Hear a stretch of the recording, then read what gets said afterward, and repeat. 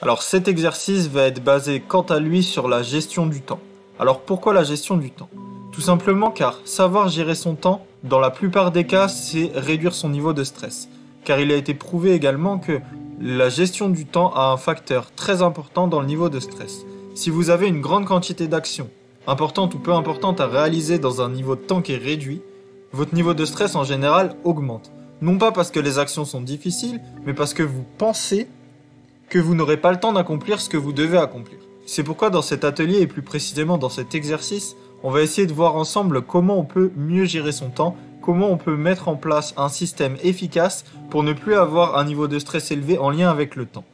Donc la première idée, c'est de décorréler le temps et l'action. Vous avez une action à accomplir, certes, il va falloir l'accomplir. Non pas en 1 heure, non pas en 2 heures, mais en une journée.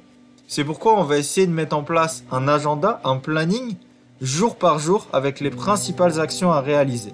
L'idée, ça va être, dans un premier temps, de noter tout ce que vous devez faire, et ensuite de classer vos différentes actions par ordre de priorité. Pourquoi? Parce que vous allez pouvoir commencer par les choses qui sont réellement importantes pour vous, et vous allez pouvoir accomplir la plus grande partie du travail.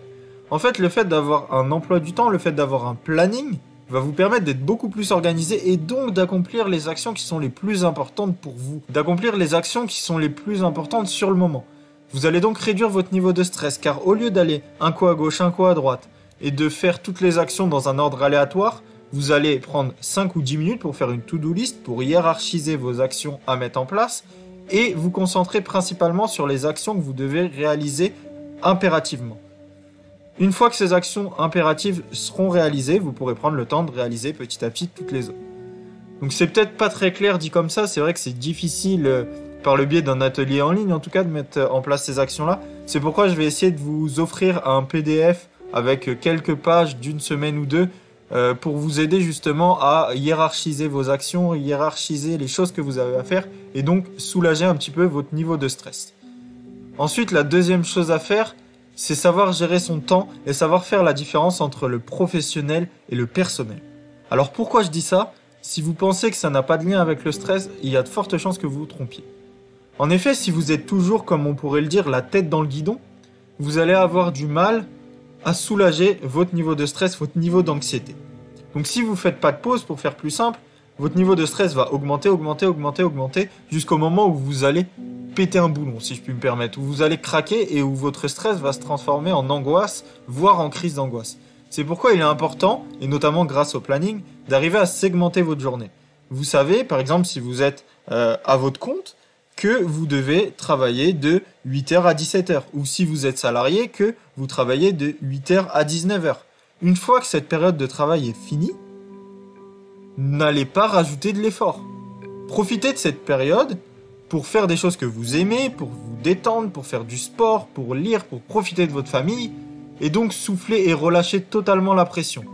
Idem, bannissez les nuits blanches. Si vous avez une grosse mission à réaliser et qu'elle n'a pas pu être réalisée pendant le temps imparti, c'est pas grave. Vous la reprendrez avec un meilleur état d'esprit et plus d'énergie le lendemain. Ne faites pas de nuit blanche, ça va vous épuiser, psychologiquement et moralement. Sur le long terme, j'entends bien, si une fois vous avez une action à réaliser dans un temps imparti et que c'est à faire, bon, faites-le, il n'y a pas de souci. Mais évitez de toujours repousser les délais, de toujours plus travailler, vous allez perdre en productivité et vous allez perdre en efficacité. Donc voilà, pour récapituler comment je vous conseille de gérer votre temps, dans un premier temps, faites un planning. Donc réalisez un planning avec vos principales actions, non pas heure par heure, mais plutôt jour par jour ou semaine par semaine. Ensuite, segmentez bien votre journée. Prenez la différence entre le temps professionnel et le temps personnel. Ensuite, gardez toujours un équilibre entre ces deux facettes, vie privée, vie professionnelle.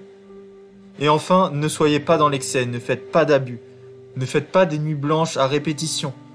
Forcez le repos. Reposez-vous, c'est réellement important. Plus votre niveau de fatigue sera élevé, plus le risque que votre niveau de stress soit élevé sera grand.